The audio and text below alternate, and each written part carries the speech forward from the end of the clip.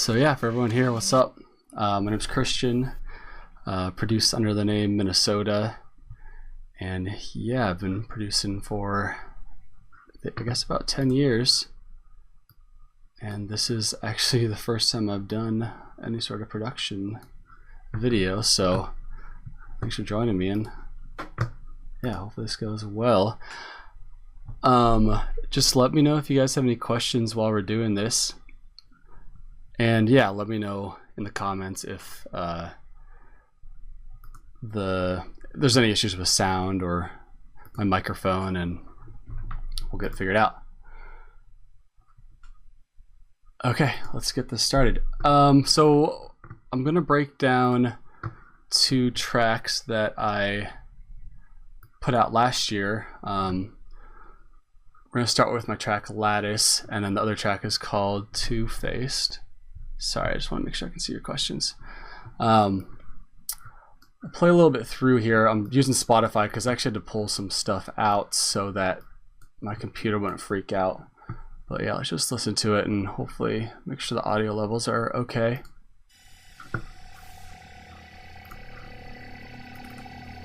It's here. Can't you feel it? This whole room. Everything is in color, and I can feel the air. I can see it. I can see it all around. I can see everything in color. Everything. You have to see the air. You can't believe it. I've never seen the infinite beauty in my life.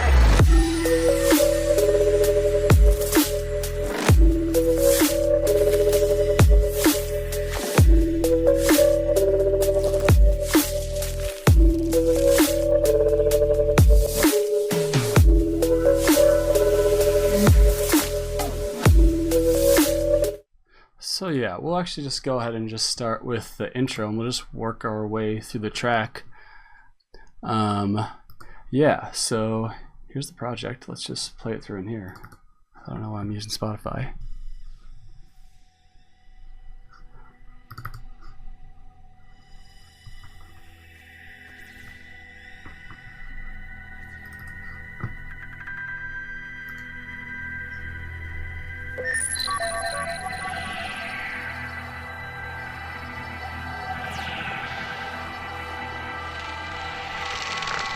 We'll stick in Ableton from now on, so just let me know the volume is.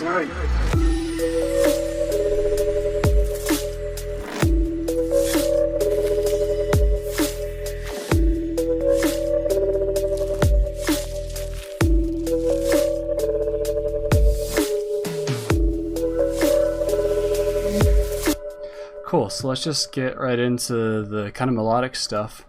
So the first things for the intro, let's see, we have this little patch. We're just gonna get right into kind of the technical stuff, I guess. This is just a simpler with a sample from I think the new Blade Runner movie, and sometimes when I'm looking for ideas, I'll just go into iTunes and like download album, like just movie soundtracks and stuff, and keep throwing them into Simpler or Sampler and see if I get an idea. So that's what I did here. It's just this little section, and some automation. There's an LFO on the filter, which is just a bandpass filter, and then as well as the volume, and that hopefully you guys can hear this okay. Kind of just gives it this trippy sound, and it leads in. Sorry, I just want to make sure we got everything okay here. Yeah, so you have that element. This is another part of that Blade Runner sample.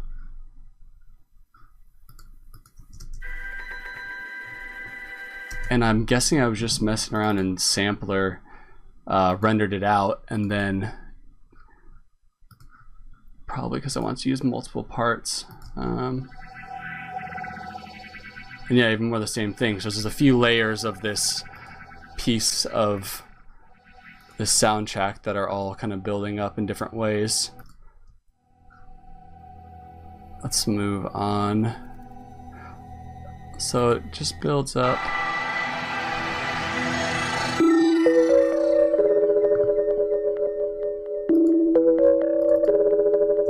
Okay, so this main lead is just a little really simple operator patch. I think I was just figuring out how to learn operator when I wrote this track, which is about a year and a half ago. And it's a super simple patch, but I'm just around this time started to love operator. It's super powerful. And I'll just take a look at it really quick. Yeah, so if I'm hoping I know what you mean by the bubbly sound. So this is the patch by itself, and all it is a sine wave with this kind of plucky volume envelope. And what's giving a lot of the pluck is the filter and the pinch envelope. So like without the volume, it's just a sine note. And then the filter gives it a little bit more drive. And then the pitch envelope gives it that little pluck right at the beginning. Just like a nice transient. And then with operator, what really makes it shine, because obviously there's no onboard effects or really much going on in operator for post-processing, except for like the filters and the distortion you go through that. All the effects after are kind of giving it its flavor. So with all the effects, and yeah, the main one is this Valhalla Freak Echo. I think I probably just downloaded this plugin, which I think is actually free, when I was making the song, and just use it on so much stuff. It's really cool. So without it,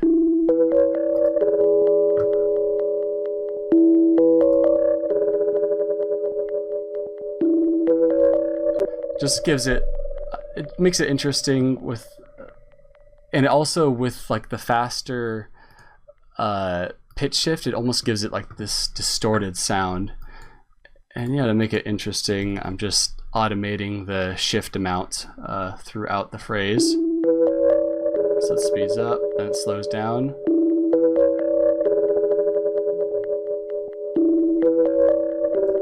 And yeah, just trying to keep it interesting. It's a pretty simple riff.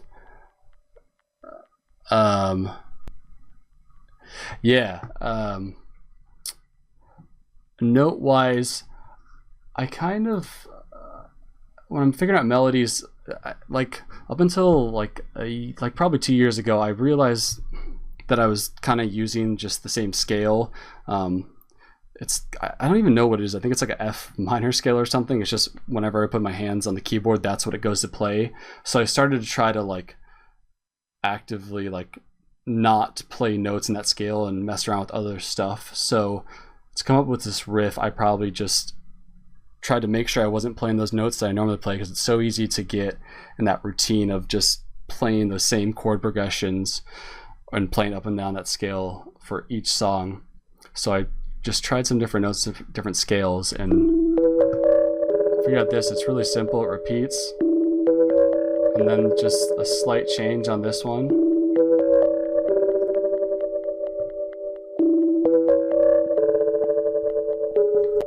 Super simple. Yeah, let's keep going. Okay, and there's a good amount of melodic stuff going on in here, which all kind of comes together to fill the space. So just lots of like subtle stuff in the background, which, you know, your first few listens you wouldn't really hear, but it hopefully makes people want to listen to it more and more, and they kind of discover this stuff maybe even after like 100 listens. At the beginning there's this little flute trill, which was, I think, just a contact patch that I had to render so much stuff out to make this not my computer not hate it. we have some strings that come in on the second part, so let's just play the whole second part.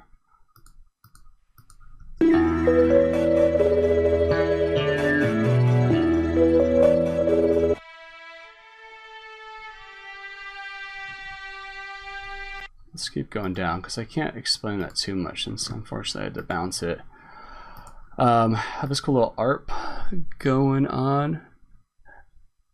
Let's look at this one. That's kind of helping with the groove and just a cool, interesting element.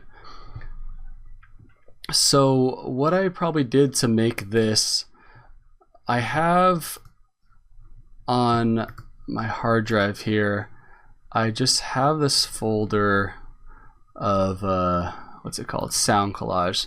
So I recently just organized it, and it's just long and short samples of jam sessions I have where either I'll use a soft synth and throw a bunch of effects on it and mess around with them, record it for a long time, or I'll use some of my hardware synths and either use some effects that I have in my modular system or just use some Ableton effects. So I'll just when I go and write songs, I can go pull from it and just kind of find random stuff.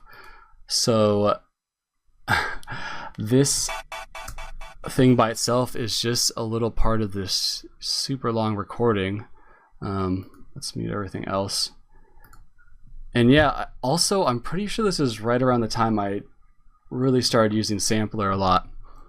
If you're not using it, it's like so powerful. There's so much you can do with it.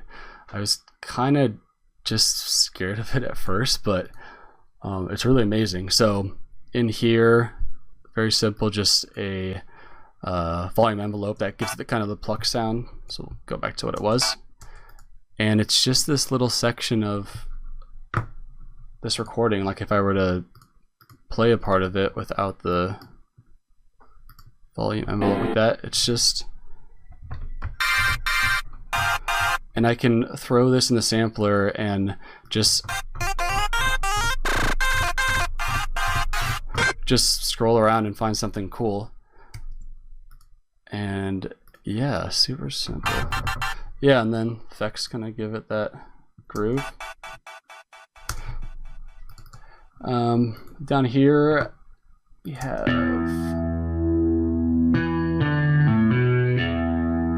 this real like electric bass sounding part.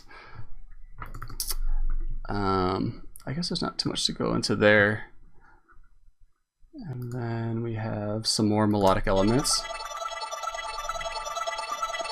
Make your music stand out, get more views, and way more engagement. Bring your music to life. Get Music Visualizer in every format, even for social media. Get started today. The link is in the description.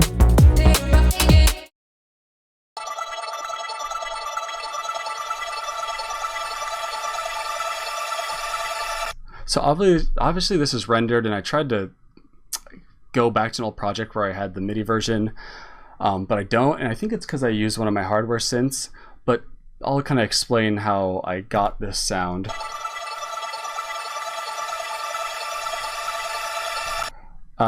Basically the same concept of having these jam sessions, except it was specifically for the song. I made an ARP that worked, played it through, it was probably my Novation Peak, and then threw some effects on it and kind of see what came together, and just pulled a part of it that worked for this. The main thing that kind of gives this its character is Valhalla delay, which I just honestly should get all the Valhalla plugins. They're all so good, and I use them, almost all of them, on every track. And for this sound, and for a few sounds on this song, I use this pitch. Which one is it? Oh yeah, this Ghost Reverse. It just sounds super. Damn, I hope that's it. That sounds wrong. I want to show you guys this one. It's really cool. Oh, pitch. This is it. Oh yeah, this Crystal Ship one. And you can just mess around with stuff like that. I would have like modulated kind of what's going, all the delay times on this. So and modulate the mix. Yeah, so hopefully that's helpful. It's just all about experimenting and kind of figuring out what sounds cool. Hopefully I'm doing an okay job explaining this. And yeah, more of the same.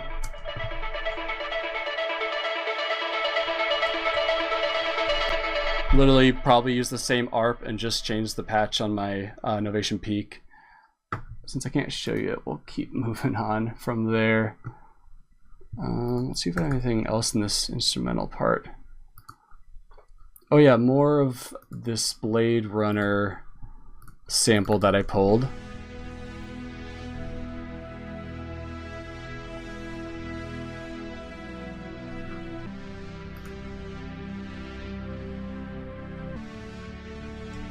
And that's the cool thing about Sampler. You can pull stuff from anywhere, from these amazing movie scores, and mess with them enough so that no one will recognize them, or maybe someone will, and that will even be a cool thing for them hearing that in the song.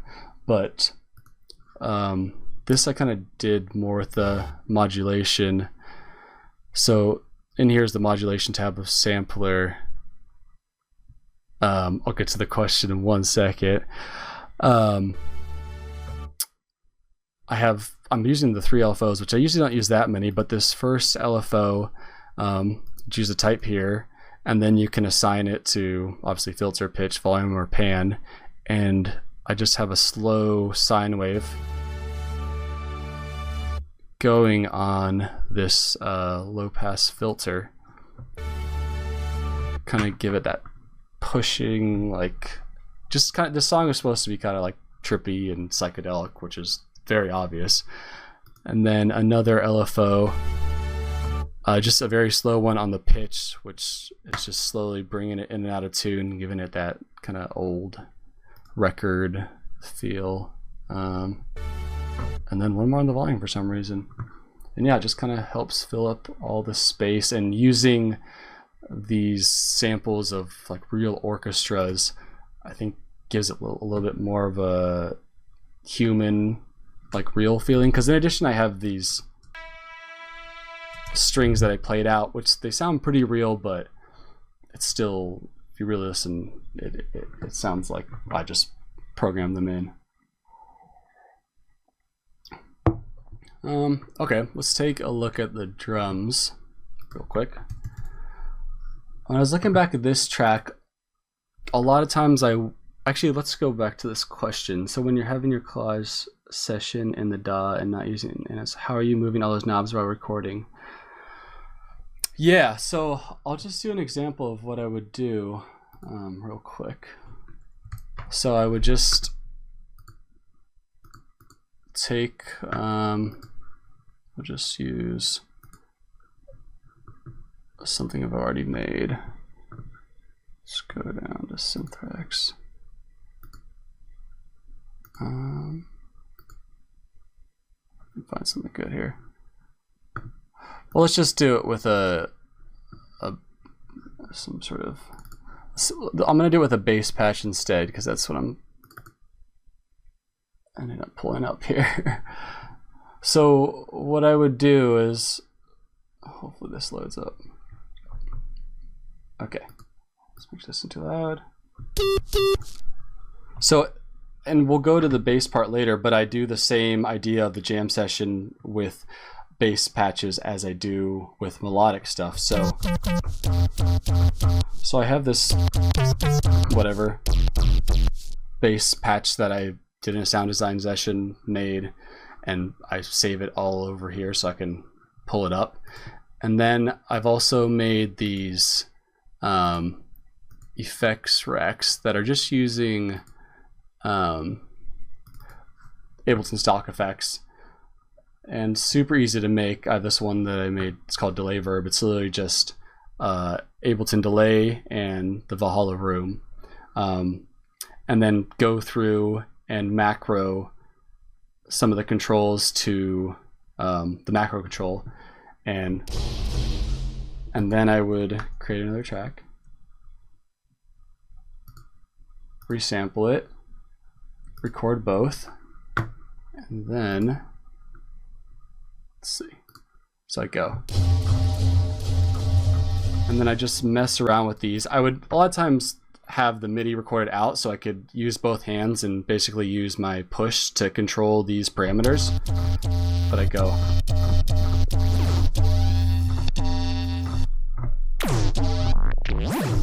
And just do that. It's gonna have trouble because of everything that's going on with my computer right now. That's a very simple example. So I'd do it with either this effects rack that I made, or I'd even just go, it's just all you have to do, you could just go put a Valhalla delay on there and just start playing, go as it's recording, go through the presets. Once one sounds cool, keep it recording, mess with these right in here, or map these to macros, you know, in here. So you would, you know, be like, I want to map this delay. Sorry if this is basic stuff. You group it and then just, yeah, map that to there, and then just get all those and just mess around with it for 20 minutes. And then you have this, you slowly create this like big folder of stuff that you can bring in and use. Like I just have a lot of cool stuff in here, like a lot of cool effects, and let's see if I can actually hear one of them. And now I have this like sample pack of stuff I can chop up and use. And yeah, that's the technique for that. We'll go a little bit more into that in a bit. Sorry, I'm seeing the questions a little delayed, so I'll definitely get this stuff when I see it. So on this track, I really like the drums because they're really simple. Like I didn't have to layer a bunch, and I'll do a lot of tracks where I just layer a bunch of stuff and it sounds pretty good, but I luckily just found samples that worked really well for the track. So just a kick, and it's literally just, yeah, a splice sample with like barely any processing on, a saturator. The utility, I have the bass in mono, so everything under 120 hertz is going to be in mono. I have a top layer here, which is just a probably a little shaker.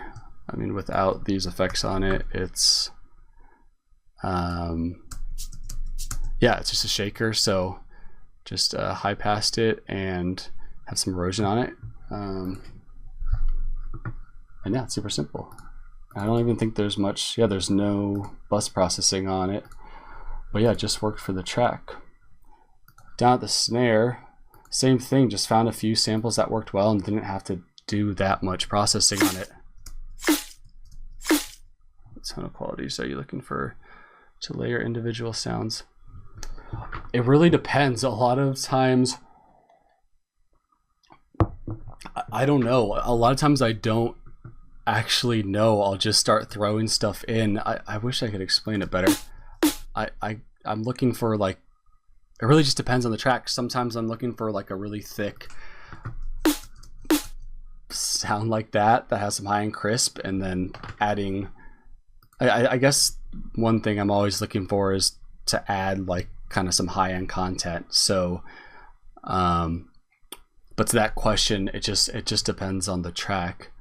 But that's a great question. I'll try to think about that and give you a better answer.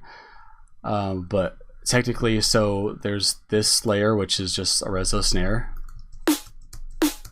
from Splice. All his samples are really amazing. Then there's this top clap layer, which not much processing on it again. Some more kind of clicky stuff, and then something reversing into it. But really just 3 layers, one main layer, and it just kind of worked out pretty well. And yeah, no bus processing. So we don't need to spend too much time on these drums, because you hear it a lot, but truly and I forget it a lot. Truly, the most important thing is sample selection. because it just take the time and find the right samples rather than taking even more time using the first samples you found and trying to EQ them and process them to make it sound how you want. It's just better to find the right stuff from the beginning. And it's hard because I still make the same mistake of not taking the time to find the right stuff. Yeah, let's see what time we got. Okay, down to like some of the percussion. Just a few things that unfortunately I rendered them a while ago and couldn't find the original versions. But this is just a shaker that I got in Kontakt. Some hi-hats here with a little delay to kind of help with the groove. Just kind of like the samples kind of sounds like a hip-hoppy like vinyl hi-hat sample. And some more shaker. And yeah, all that stuff kind of comes together. It's honestly maybe even too many layers of hats and stuff. It would have been better if I could have got the same groove with not as much stuff, but yeah, I guess that's just what happened with this track.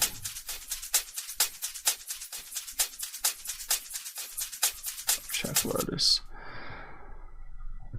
Do generous shoot for it in. So I never am shooting for like a specific, if you're asking like a number wise, like what dB, there's never a specific number. I basically, once I get to the mixing process, and basically once I'm getting just to the leveling process, after I've gone through and everything is EQ'd, low passed, whatever, which always takes forever because I have so much shit in my track, I just turn all the channels down and slowly bring the kick up, the snare up, the hats, and then everything else. I think that the level thing is just a matter of experience, you know, because when I started, I probably had my kicks and my snares not as loud as they should be, my bass too loud. But over the years, I think my ears have kind of learned. So I think that's just a practice thing. I think definitely never shoot for like specific numbers. And I'm sorry if that's not what you're asking, but always just do it by ear. Don't really ever listen to any like videos or tutorials that give you a certain number. I just don't think you should follow like kind of set in stone rules like that. Okay, so down here, more like interesting shakers. So this is all the same thing I was mentioning about doing these sound collages, where I'll just do it really quick. I would take, let's see, drums. Okay, here it is. This is just something I saved from earlier. I would just be messing around in Kontakt. I have this Kontakt pack, which is just a bunch of kind of world instruments. I use this one a ton. It just has so much different stuff. So I probably went through the presets, found these bongos, and kind of they clicked with my ear. And then on this one, just put a delay on it and do the same thing of playing and recording it and messing with this. So we'll do it really quick. Sampling. And so record it. So I'm just playing, you can't obviously see my hands, but I'm just playing notes on the keyboard. And I get all these cool kind of trippy sounds. And yeah, normally I would map that to macro so I could kind of control it with my push. But now I have this. And so what I can do is I can just chop it up and kind of go through the track and see where I can put it where it would sound good. So yeah, just go through it, and then I would use like the volume fades just right on the clip to, like, say a snare was right here. I can't hear it for some reason. I don't know what I did. Sorry, sidechain. Oh, it's because of sidechain. Okay. And yeah, that's what this whole channel is right here. And yeah, just gives it a lot of trippy noises and makes it the beat a lot more interesting. We can listen to the beat without the melodic stuff.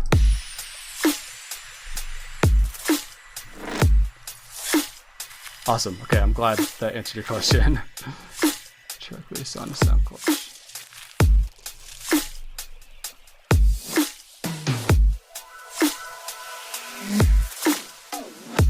So yeah, and that's just experimenting and messing around with all that to kind of painstakingly put it together so it has that groove.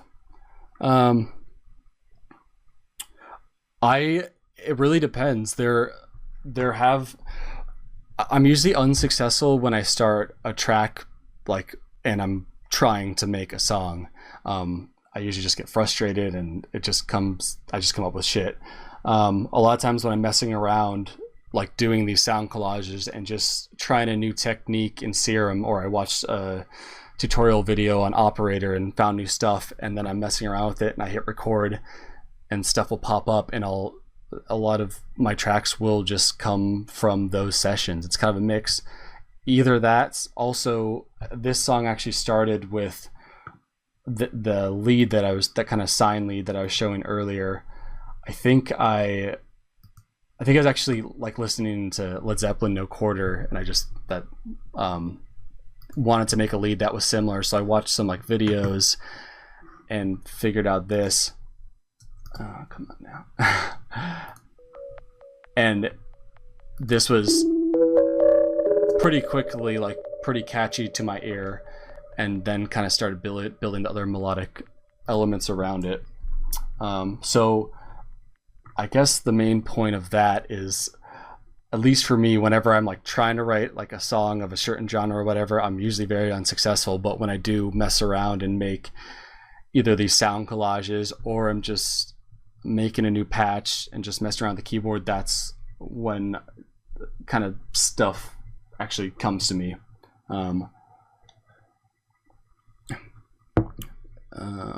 Let's see.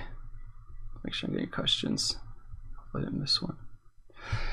Okay, so yeah, we kind of got most of that. A bunch of effects going on, just kind of your typical like downers and risers. We'll get to that in a second. And yeah, so much of the stuff, again, the sound collage, this is me like taking white noise just from Silent or something and putting delay on it, sounds like that Freak Echo from Valhalla I was talking about earlier is on it, and just messing around with it, rendering it. That's it. It's all just experimentation. Let's go ahead and go on to the drop. So let's listen to the build up into the drop. Oh, damn it. Okay, I'm gonna have to actually load this in. Sorry, y'all. Okay, this will take a second, but we'll go over some stuff.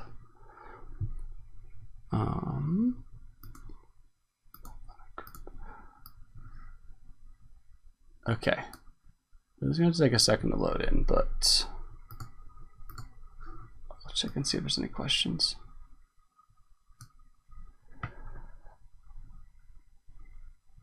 No routine. It's just coming in, and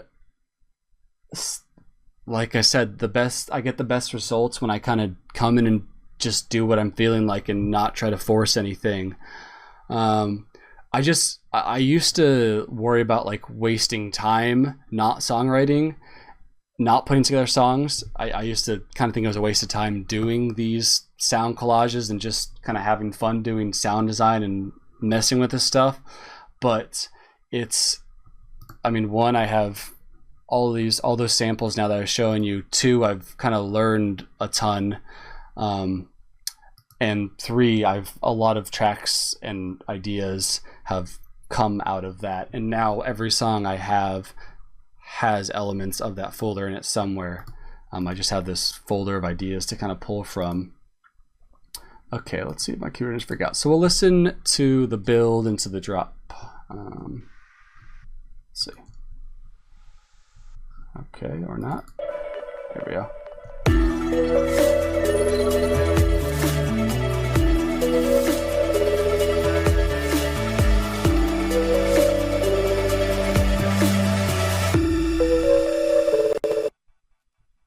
Sorry. Let's see.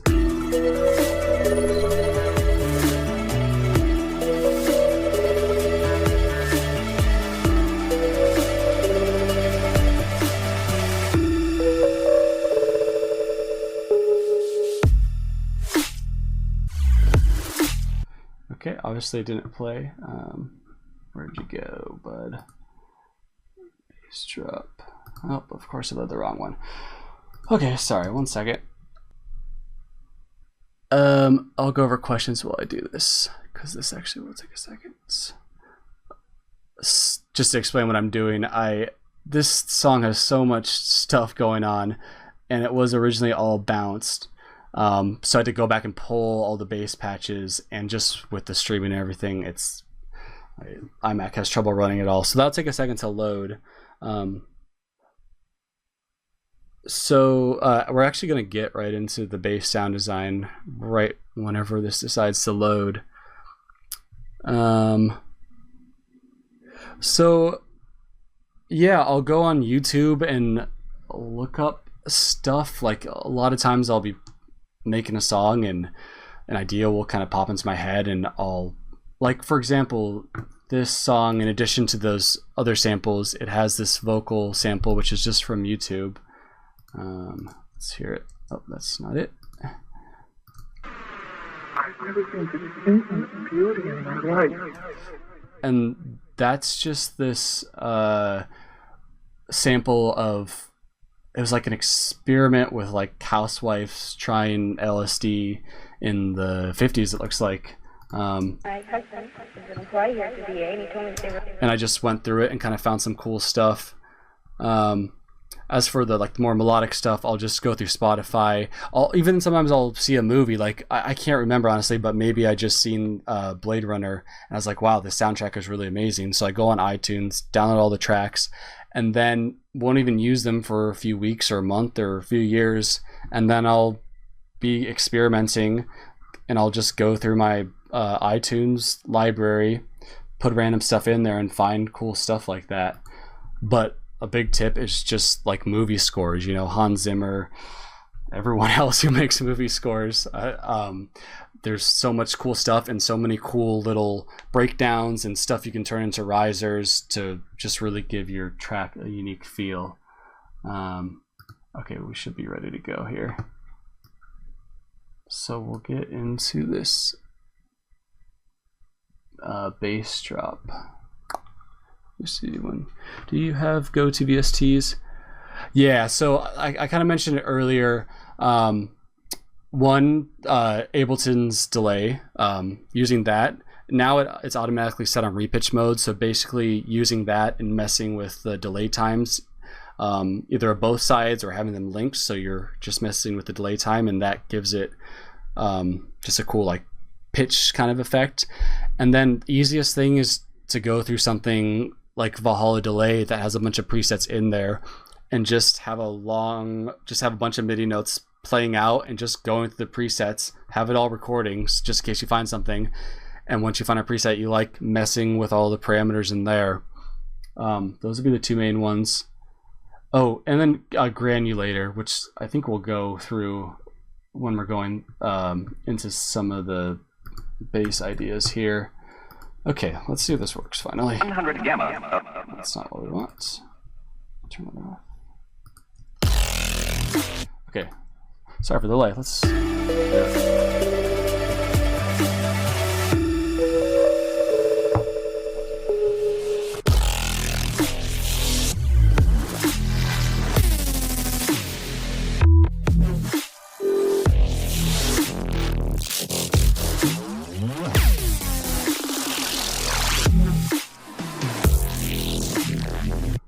Okay, so let's just start kind of dissecting the bass drop.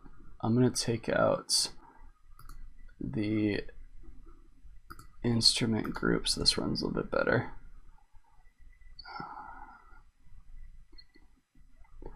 Okay, so bass. Okay, so this drop is just kind of a lot of random stuff kind of put together that somehow like kind of works. The first hit is a serum patch. We can kind of go into it. If I remember, I think I had watched like a AU5 video on making kind of growly stuff, and watched that video, kind of built the preset with him, and then changed a bunch of stuff so it fit the song. So it just has a lot of effects and a lot of modulation going on.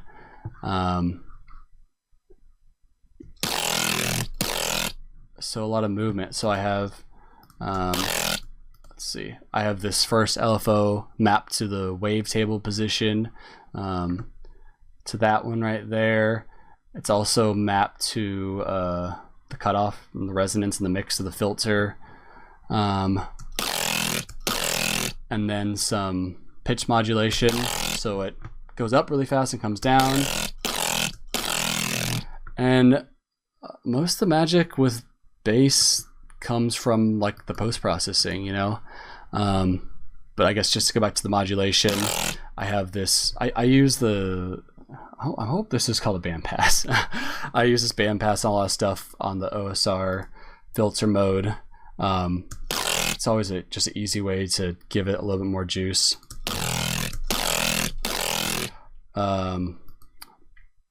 Some modulation on the frequency, and then we can actually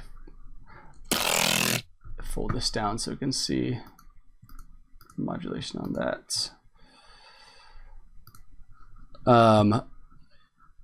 Just modulating, kind of messing around with moving around these bandpass filters on this EQ8, and then a bunch of effects. I think these two trash are doing most of the work, the isotope trash, that is.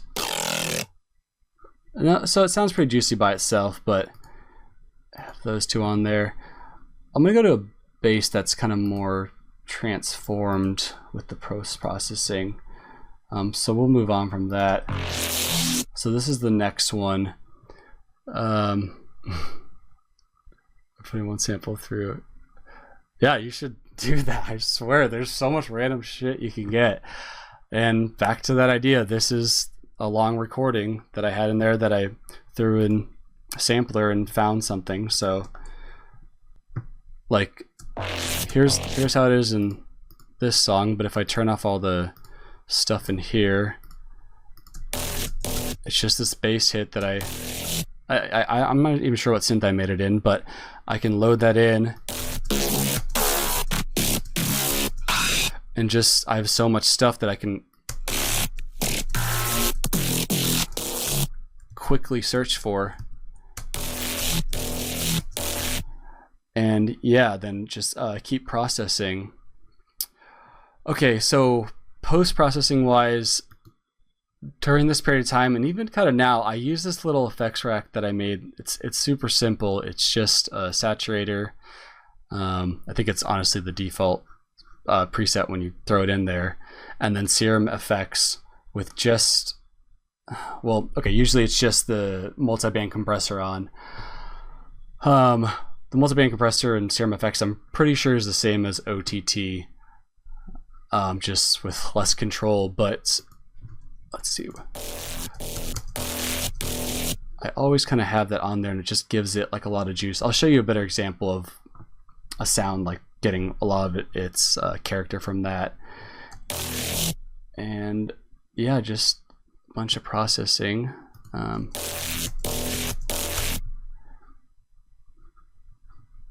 then to break it down in the sampler, on most, really on a lot of sounds, I like to use the pitch envelope. So this is kind of a slower one, so it just has a pitch bend effect basically.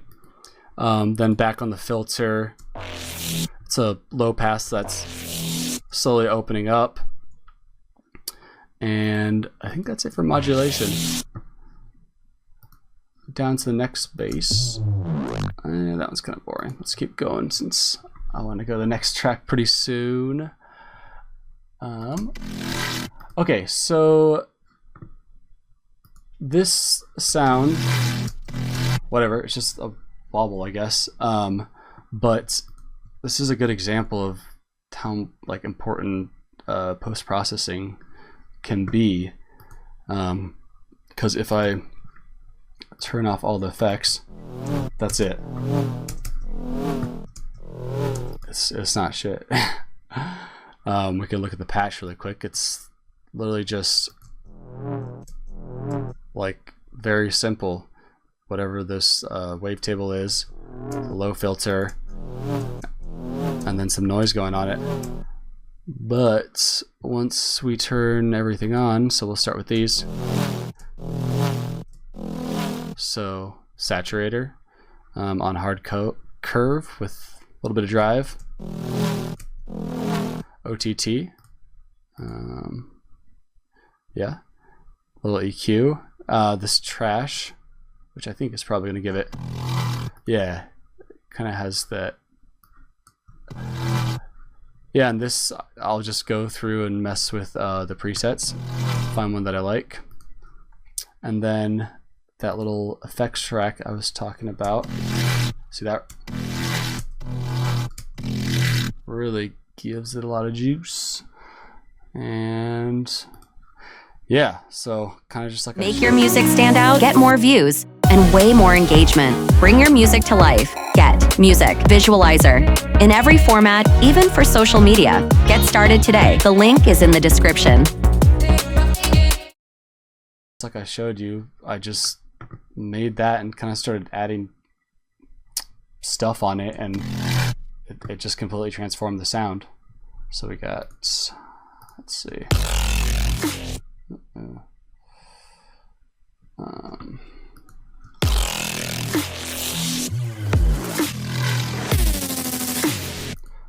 We'll get into a few of these really quick. Same thing, sound collage. This one has modulation on the volume, so without that modulation, it's something I think I actually recorded this on my Euro rack. So like here's some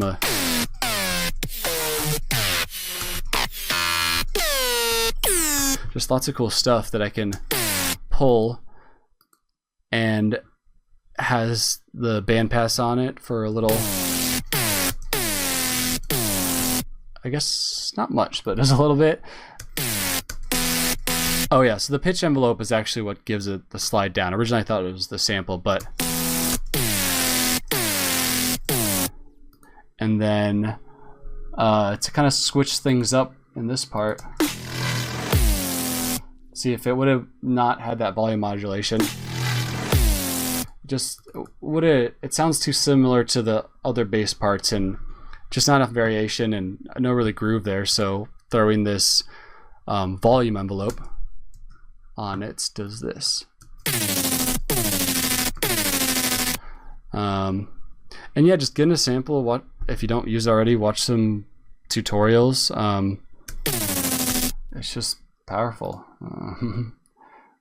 Okay, let's do a few more parts in here before we switch. Yeah, actually, yeah, the I don't know how to say that word. The convolve or the convolve part of trash. Sometimes I will just mess with that part, and you can get like such cool, like animal-y, weird sounding stuff.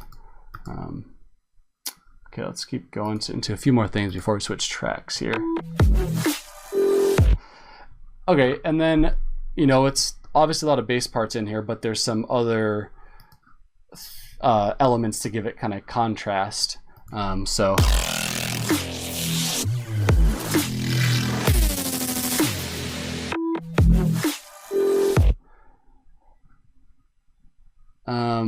let's go down to some of these melodic elements real quick. So you have all the bass parts, and then to kind of fill up the space, I have these melodic things. So this, if you just kind of want to make your song a little more interesting and not just crazy bass everywhere, you know, a lot of times there's some room up in those higher frequencies to fill up, and I like to fill those up with melodic parts. So I know I keep saying the same shit, but this is another jam session that I found. So I'll pull those in and kind of put them where it feels right. I'll use the clip. If you don't know about this, it's just so much easier to automate the volume of clips just right in the clip rather than doing it with the track volume or utility. And yeah, same thing down here, just another collage. And it has that sweeping noise just because the volume automation on the clip. And those kind of lead up into each, let's see.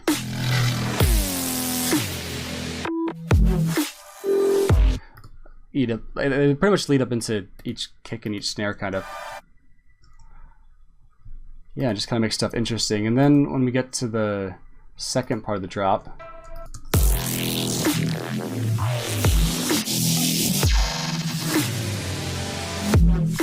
okay, real quick before we switch tracks, and I'll answer the questions. We'll mess with Granulator. So this is some samples I would have gotten from doing a Granulator session. So a super easy way to get like really interesting sounding bass stuff is to do the thing I was talking about with making the jam session, then loading up. This is assuming you have Max for Live, which hopefully you do. Is it Granulator or Grain?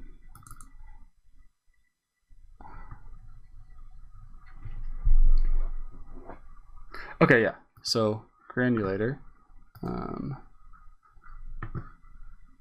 just do some scratch. So I'll have that there, and we'll do the same. I'm just gonna get a little bit into this. So I'll take one of my long bass renderings. Let's see. That sounds like shit. Okay, cool. So I'll load that into there. Okay, come on, man. Okay, or not. Let's try something else then.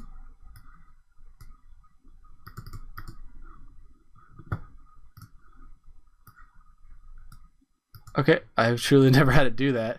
We'll just pull that into there, see if that works. Okay, whatever, that works.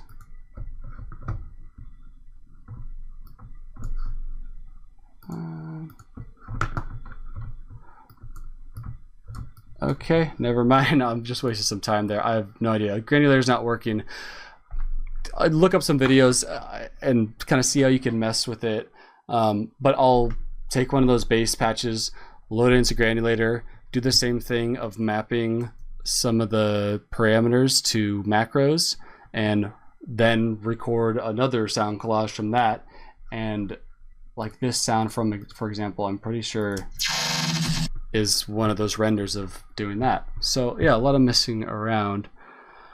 Okay, let me try to get to some questions before we move on to the next track. So then, when arranging your drops, do you like to fill space with sounds to then process, or focus on processing each sound as you go? Kind of a mix, but usually I'll do each sound as I go. Like I'll kind of get it how I want to, and then as the track goes on, I'll move stuff around, add more processing to it. But yeah, let me see if there's anything else that's kind of interesting in this. Otherwise, looking at time, we should move on to the next track.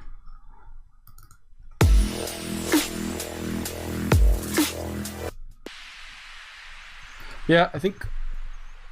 Yep, that's okay. That's literally. Thank you for linking that. I'm sure that's actually the video that I watched. That kind of got me inspired with Granulator. Yeah, just watch that video, and you don't need to hear anything from me. Okay, I'm just gonna take a few minutes to do the second drop because it kind of has some interesting melodic elements that come in.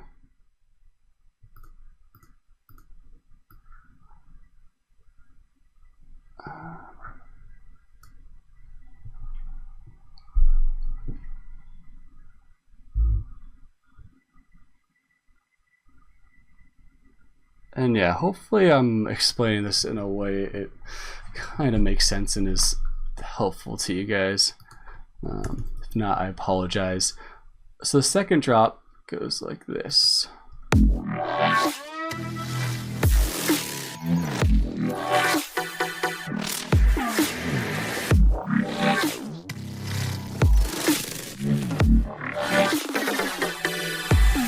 And yeah, so that's it. It might sound a little weird because I have the sub bass turned off and I have the side chaining turned off right now.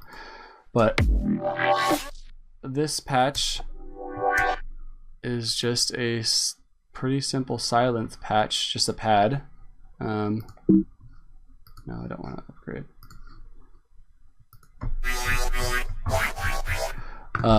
That just has a low pass filter that opens up. Thanks, man. And then below that, there is just a little like kind of saw distorted bass patch. So you kind of get that. Same thing with this bass patch. It's just one of the sound collages. We already went over that. And then this one's kind of cool. So this part comes in where it's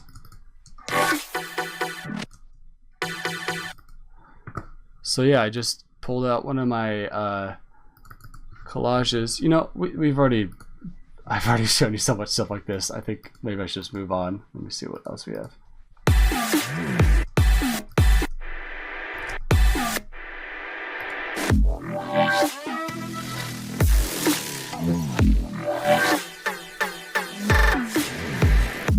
Yeah, let's go ahead and move on to Two-Faced.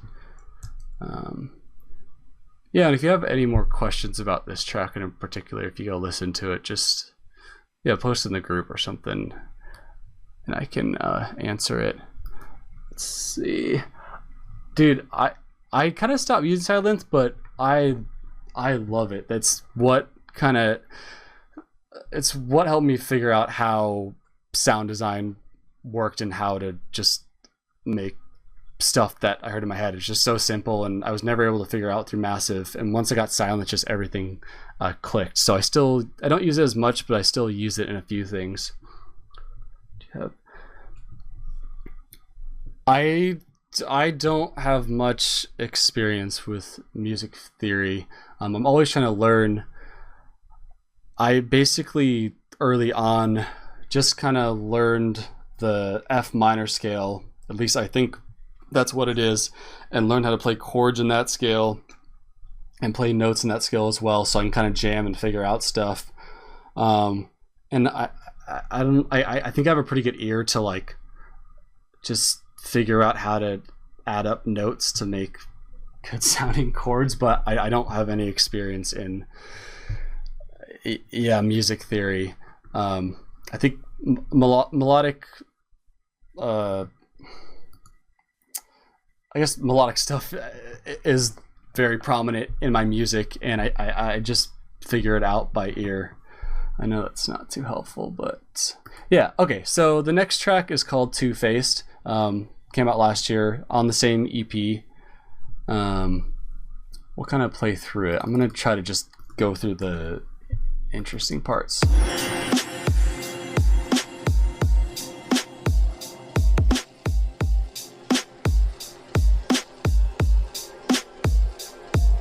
And And then this is kind of there's a verse that comes, and this is where it comes in.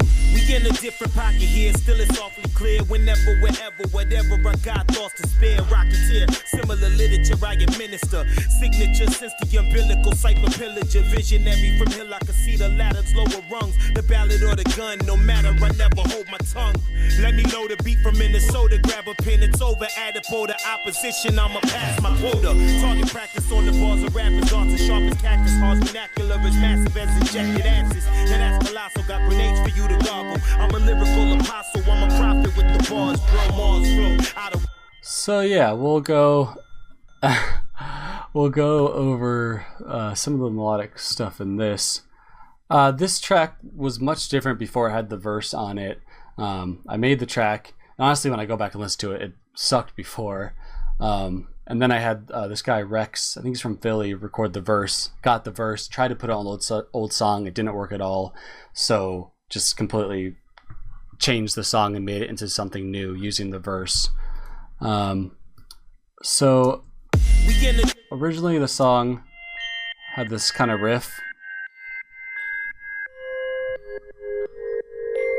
which has a few layers that I played out. I think it's good to make sure you're layering stuff when you're using instruments as well. Like, you don't need to just use, I mean, if you can, just use one synth.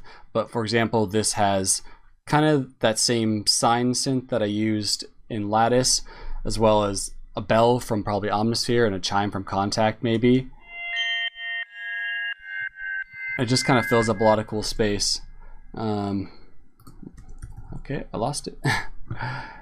And yeah, so originally that just played fully out, but then when I kind of redid the track, I just chopped it up. So it's...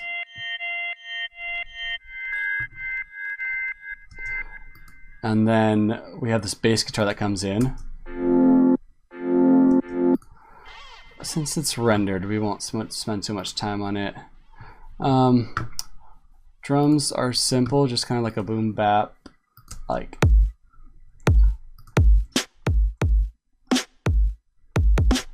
Just a vinyl-y sounding kick with not much processing on it. Hi-hats, it's hopefully obvious. I just wanted a hip-hop feel on this track, so just a bunch of samples. Let me kind of see if I did anything with the groove here. No, so this is pretty much, you know, normally with hip-hop you kind of want your hi-hats off the grid, which I do a lot more now. These are right on the grid, which probably we could make it sound a lot more groovy if I would have messed with that a little bit more. You know, the velocity changes kind of give it that. It still has a pretty good bounce, but I think it's important to like turn off the grid. So like in here you press Command 4 and really mess with like moving stuff off or just playing it in even better. Just some texture splice stuff. Some more shakers. And yeah, some stuff that hits at the beginning here. I love using bar chimes. They just always sound so cool. We'll go check out the vocals real quick before we get over to the drop, since we have about... Oh yeah, okay, yeah. I'll do these vocals super quick and then we'll get into that bass stuff. So here's the vocals. We in a different pocket here, still it's awfully clear whenever, wherever. And yeah, without the processing, they're very dry. Obviously. Similar literature I administer. And yeah, for this vocal chain, if I remember correctly, I think I watched, it was a Reed Stefan video on using UAD stock plugins. So basically the UAD plugins that their sound cards or whatever come with when you buy it, and kind of went to that video and used tips from that. We in a different pocket here, still it's off. Yeah, so if you wanted to do something like this, I'd just look up Reid Stefan UAD vocal processing. I won't go through that because I pretty much just copied that video to figure out how to do it, because it had been a while since, it had been like 5 or 6 years since I'd worked with a hip-hop vocal. And then with vocals, it's really important to not just use the straight vocal. You want to create like interesting fills and reverses. So I have those reverses kind of leading into different syllables. So to do that, I would probably just take whatever syllables right here, throw a reverb, a really wet reverb on it, render it, record it, and then reverse it. So you can hear what it would have sounded like before. So I'm going to unreverse it by pressing R. So that's just a syllable with a really wet reverb on it, and then back to reversed, and with the volume curve on the clip, it just leads up to the Cypher Pillager, visionary from him. Yeah, so that's kind of cool. Some more vocal effects to make it interesting. So for like this little part, Rocketeer, have just, let's see what it is. Rocketeer. Just the same vocal with kind of just a filter on it. That radio sound. So this is. Yeah, just really messing around with it, listening to hip hop stuff that you like, and really listening to the vocal. Because if you really listen to it, you'll hear all this different stuff that's going on, and then trying to do that kind of stuff to just make it interesting. And yeah, then it builds into this drop. So we'll get into that since we got about 30 minutes left. Play a game of truth or dare in the booth. I swear truth is I'm top tier. Dare any for questionnaires.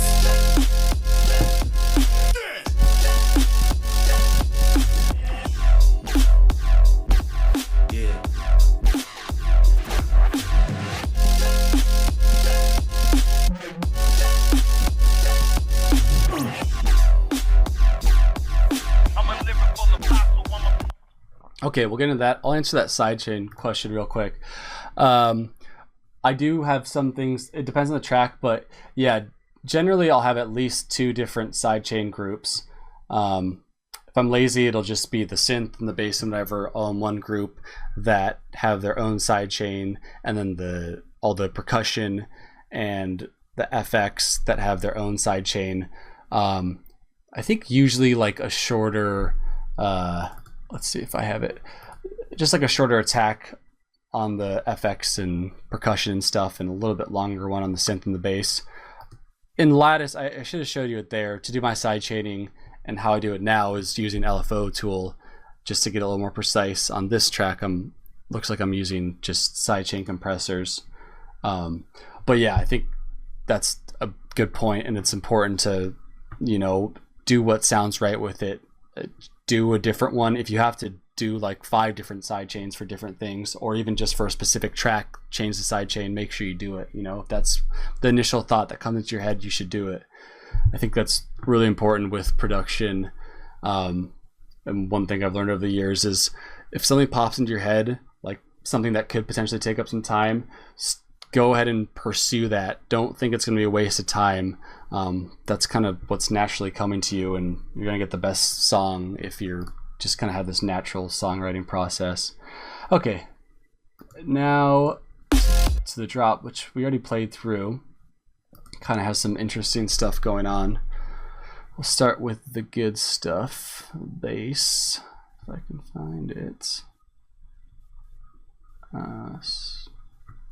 Okay, so this bass has a good amount of layers. So the top layer is this.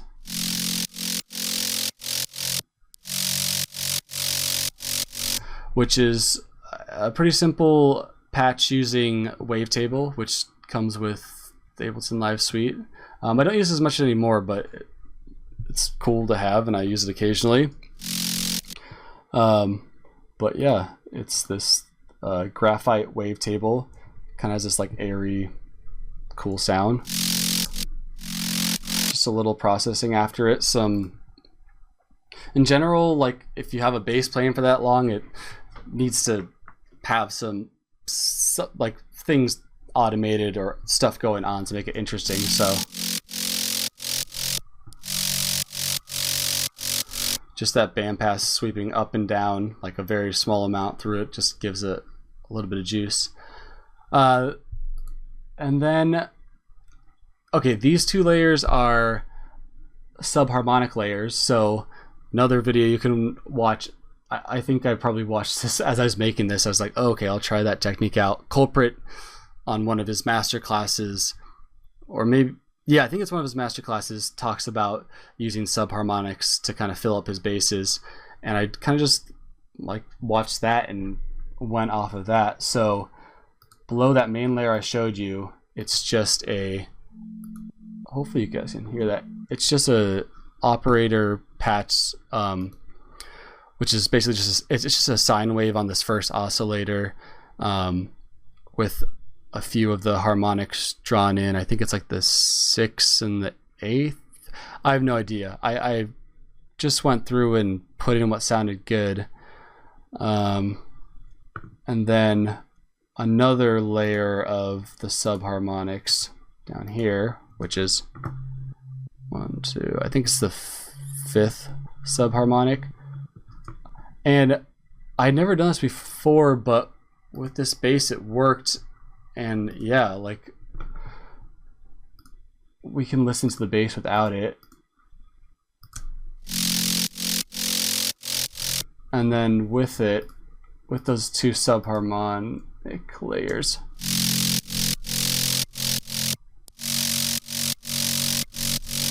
it just sounds way thicker and way fuller, and it's a good technique. So yeah, shout out Culprit. And then a little white noise on top, which this bass honestly probably doesn't need it because it already has a lot of that high frequency content, but this is a good technique. I also may have learned this from a Culprit video. This is just a white noise sample with auto pan on the chopper preset, and that kind of gives it a good like stereo, just a lot of like just a good stereo feel. And then that it's chopping up so fast that it almost gives it like a distortion sound. So all of it together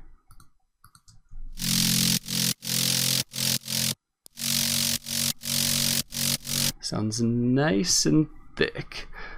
Yep, peak Nero performance. Okay, and then on top of that bass, we have these instruments going, which is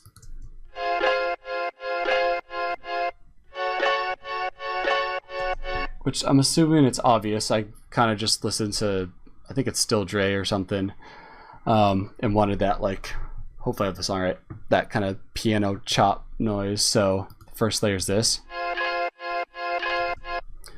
which is just a simple chord that I think I probably used Contact, and it sounds kind of like a toy piano sound. I mean, before I chopped it up, it sounded like this. Oh, never mind, that's it chopped up. And then the second layer on that is, yeah, just a regular piano with that chord playing. So together,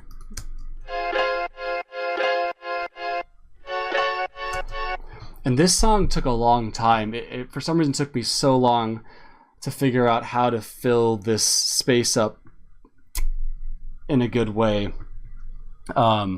Just a lot of messing around, and it was kind of a pain. It came to, I'm happy with how it came together, but it just so long, it took so long to get this sounding how I wanted to. So all together,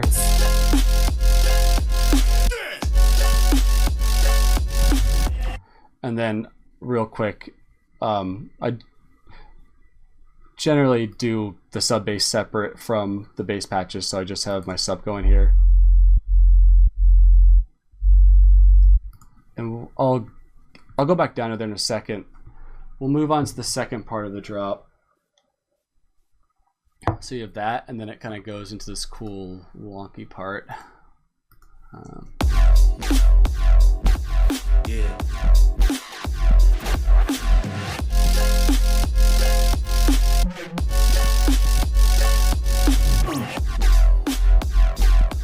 cool. I'll break down this, and then the sub bass on this will actually it will definitely answer your question about how I do sub bass with this neuro-y kind of stuff. So real quick look at the patch. So this is Operator. Like I mentioned before, this is right around when I just really got into and dove into figuring out Operator. I never used it, but I had this phase where I was just learning all these new synths, and I'm so glad I did, because it's just a great sounding synth. A lot of the power comes from when you do the post-processing on it. So without, just a little bit of the post-processing, that sound, that was this. Let me turn off the sidechain real quick. So that sound is this. It's like, I gotta turn it up. It's like, sorry if that one's too loud. It's nothing, but literally with this trash and this saturator and the Serum FX, which is what I showed you before, it's just the multiband compressor. It sounds like this. So looking at the actual sound, it looks like I'm using 2 of the oscillators in here. And I'm using it in this mode, which basically means that only this bottom oscillator is audible. This second one is just frequency modulating the one below it. And if I were to use the other oscillators, it'd be the same way starting from the top. So D, basically the only one that is audible in this chart, of course I'm pointing at the screen, you can't see, but up here is the one that's at the bottom. So in this one, it's only A. So B is frequency modulating A, and so on and so forth. So without that FM, it's just that, but with the FM. And the coolest thing about Operator is how each oscillator has its own volume envelope. So that it just you can get a lot of cool sounds from it. So I came up with this synth just by messing around with it, but it's just, see, I can kind of, it's not explaining much, but yeah, I would have messed around with it and then messed around with the fine and the coarse until I got the sound that I wanted. So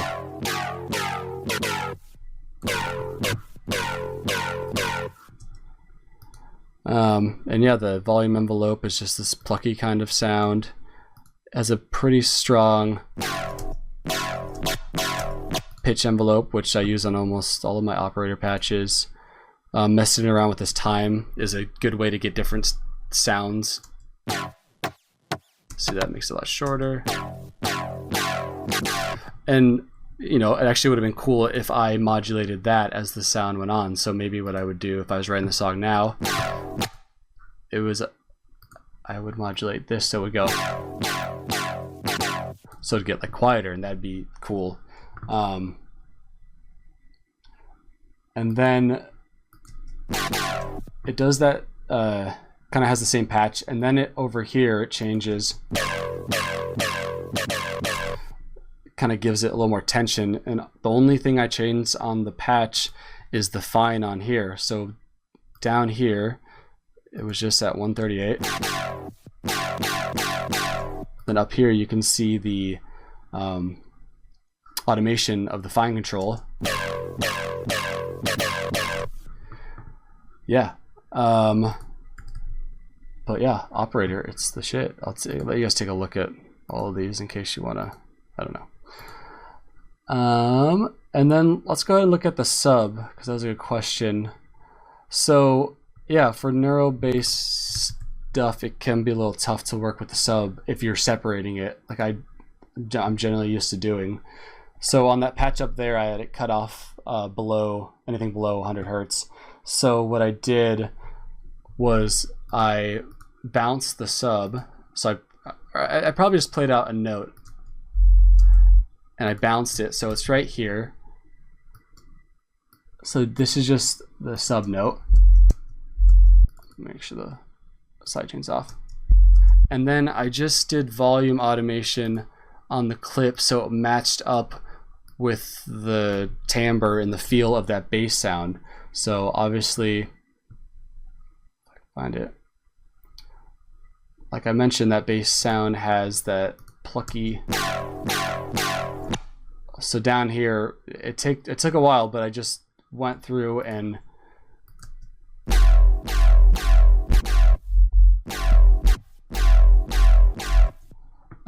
just kept messing with the volume envelopes that are around the clip to get it to match the feel of that. I'm sure there's a better way to do that, but that's the technique I used, and it works pretty well.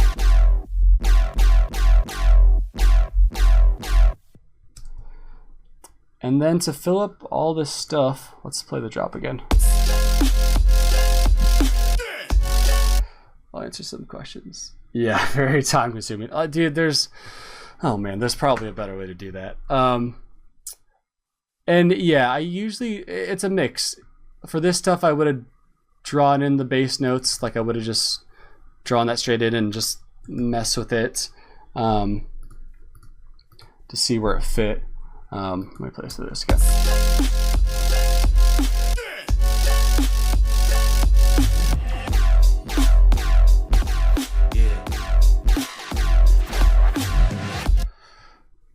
So let's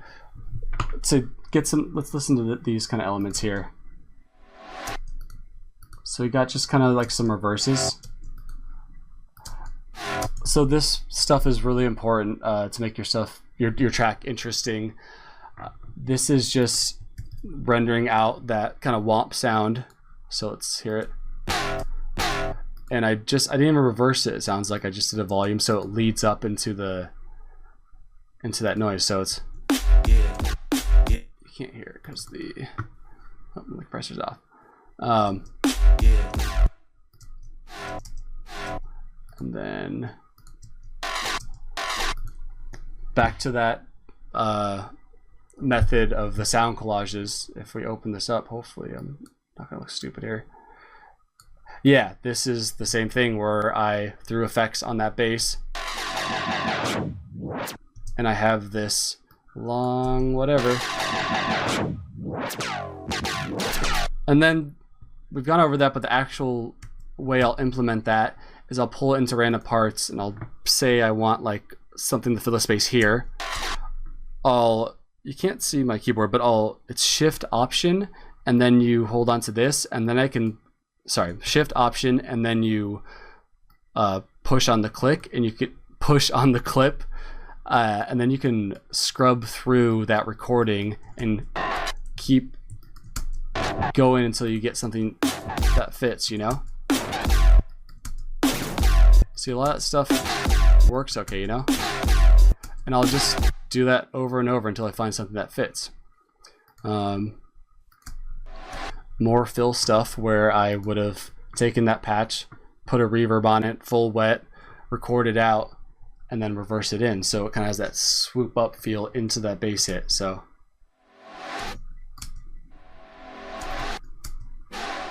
see, that's what it sounded like just with the reverb on, then reversed. Yeah, it's pretty neat.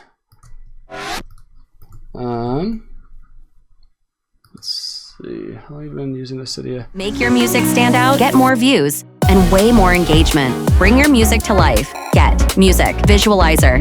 In every format, even for social media. Get started today. The link is in the description.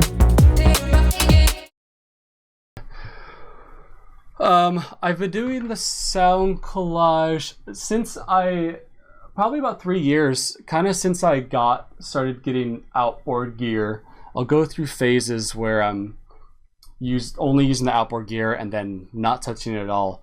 So I started building my modular Eurorack system, and that's when I kind of started doing these long recording sessions where I just hit play and I'm messing stuff on my Eurorack. And then I kind of took that idea into Ableton, and yeah, I kind of just use that a lot now. It takes me way too long to finish songs. It's not good. I need to be able to make music faster, because the best songs are always the ones that are done in a week, you know? Okay. Let's see what else we got in here. Play through it.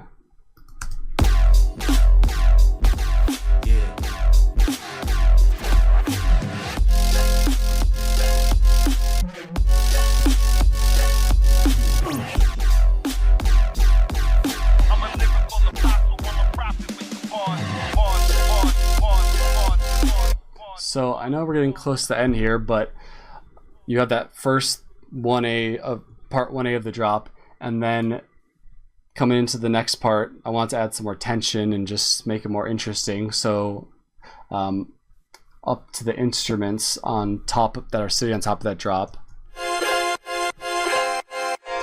So before, let me turn the side channel off real quick. Before it was just this on top.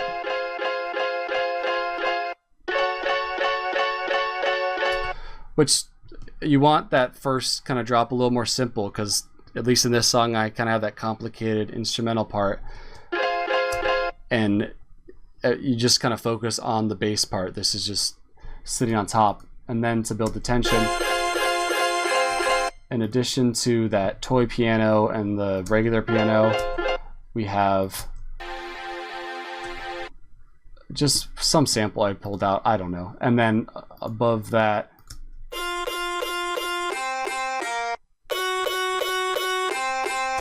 And I'm telling you, this song took so long. This is all shit that, like, I just was getting frustrated and just throwing random stuff on, seeing if it worked, and eventually stuff worked. This is just a guitar sample that's, like, pitched up super high. And playing it through. Let's see if I have any. Oh yeah, so on the group for these melodic parts of the drop, I'll usually, if I have, there's obviously a ton of stuff going on in this drop, and it takes a while to EQ it when you do this much stuff on it. And I also, to make room, I'll use like an imager. So on this, on Ozone, I'll just use the imager and basically take the higher bands. So what's this? Anything above 990 hertz will start to spread, and then anything above 10 gigahertz will spread even more. And then down here, it's not, I probably don't have any of that on this track, but down here below 140, all of that will be in mono. And down here at between 140 and 992 hertz, that'll not be completely in mono, but will be more towards the center. And then down here on the bass part, hopefully I did this. Yeah, it's kind of the same thing where all the lower frequencies are going to be more in mono, and the higher frequencies are going to be more in stereo. Just, you don't necessarily always need to do this, but when there's like so much stuff going on like I have in this track, and I'm not at all saying that's a good thing, you need to make room for everything.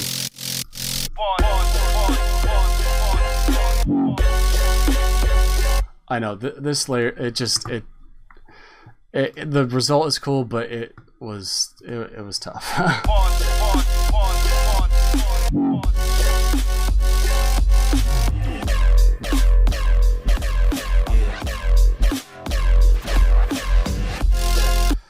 And yeah, you know, these effects that I showed you earlier are giving it a lot of its groove. So without those effects,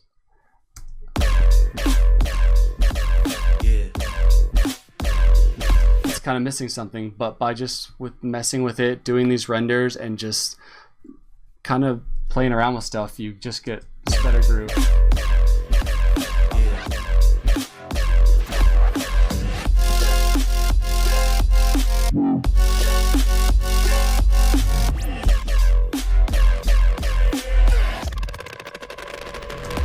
And yeah, let's see. If you guys have any questions, definitely go ahead and ask them. This little patches, we'll just do one more technical thing. This little patch is cool. It's just that same patch that I had up here. Just automating different elements, automating the decay. and it's just a cool fill. It's just fun to make fills using that patch that you had, but turning into something else, you know, automating this delay. It's kind of dope, actually. Like, I'm automating the sends, which are just reverbs, and yeah, I don't know, man. Okay, let's see if I can get into some of these questions. Are sounding cool, but you're having a hard time arranging the bass line. Okay, the question is, what do you do when your long resamples are sounding cool, but you're having a hard time arranging the bass line? I just keep messing with it until I get something cool. A lot of times I will have a really hard time, and I just keep pushing and try something else, but I just keep messing with it. Yeah, you know, I think that's just part of making this type of music. Sorry, this question is about dealing with the automation. You're gonna be confused. You try to. I try to organize it as best as I can. It always gets messy, but when you're making tracks like this, it's gonna be a little bit confusing with all the automation going on, and you're just gonna have to deal with that. I feel like there's no easy way around that unless you really like simplify the track a lot. Okay, what's your favorite? I haven't messed. The question is, what's your favorite Eurorack module? I haven't been using it in a while, but my favorite is definitely the Make Noise DPO. Just a really awesome oscillator that you can get crazy gritty noises. Okay, so organization. Yeah, so for samples and racks, I always keep them over here in my user library. In the Splice samples pack, it's just all my audio samples, so I'll just pretty basic. I'll have kicks, hi-hats, you know, just a bunch of stuff. And then I always, whenever I finish a song, I'll go through it all and save the instrument racks that I've created. So if I were done with a song, I would go through, group this all together, at least everything that's not like an EQ and something that's really specific for the track. And then I would basically go into the section I have and drag it up into here. We'll go into 2020 and then name it whatever. And then I have that rack and all this stuff from all these tracks that I can pull and use for new tracks and mess with all automation. This one's cool because it already has some macro controls at the bottom, so when I go into new track, I can mess with it and just mess with those. More on the organization, I have this big folder of bass tracks that just, I have folders that kind of describe them, so bubbles, FM stuff, some FX racks I can throw on them. Then I also have like synth racks, so this is nice to have. It's nice to have some stuff pre-made, so when you're kind of in the flow of things, you can just like say I want, let's see, instrument rack, like just a real sounding like electric bass. I can go into here and pull it on. I want a Mellotron guitar. I can get a MIDI track and just pull that on. Really speeds things up a lot. Yeah, and I think, let me make sure I didn't miss anything. Let's see. It's hard to have. Yeah, I think that's it. I think we're out of time here. Let me make sure that's true. Alex, let me know if that's true. I think we're done it. We started at 7.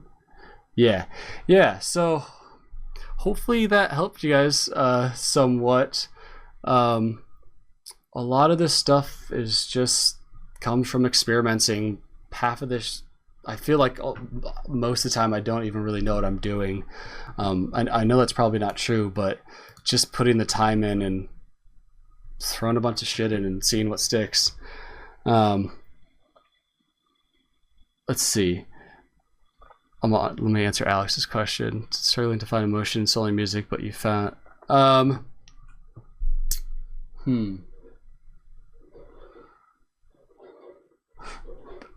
That's tough because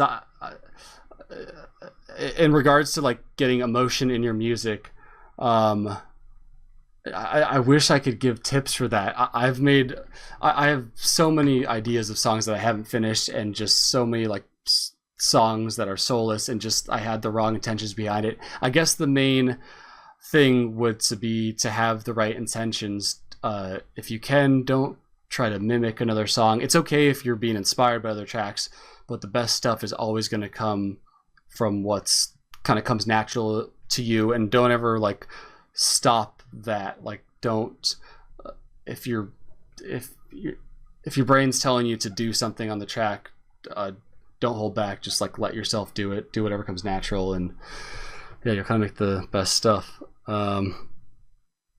Good. I'm glad you guys liked it. Yeah, just hit me up on Twitter or wherever. Say you're in the class if you have any more questions about this stuff. Also, just post in this group. I'll be in here. I'm happy to answer anything regarding these tracks or just whatever questions you have.